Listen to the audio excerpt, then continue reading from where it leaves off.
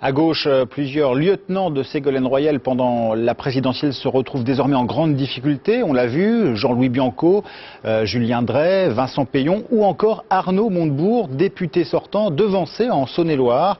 Avant le scrutin, il a pourtant annoncé son retrait de la vie politique en cas de défaite. Le reportage de Florence Trintignac et Xavier Depert. Le sourire, quoi qu'il arrive. Arnaud Montebourg est à la chasse aux voix qui lui ont manqué hier. On compte sur vous dimanche. Ça va passer, on a besoin d'un petit coup de pouce là. Le député sortant, porte-parole de Ségolène Royal pendant les présidentielles, figure du Parti socialiste, a une semaine pour rattraper son retard de voix de plus de 2 points.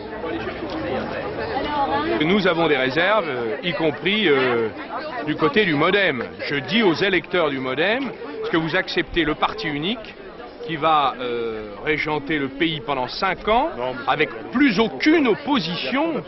On compte sur vous dimanche. Une fébrilité qui contraste avec la tranquillité de son concurrent. Hier soir, l'autre Arnaud, le candidat UMP inconnu, accueillait son avance comme une première victoire.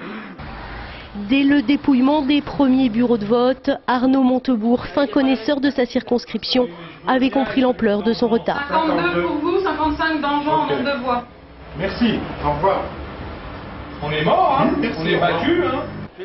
Arnaud d'Anjou, l'enfant du pays, fait peu de référence, lui, aux figures nationales de l'UMP.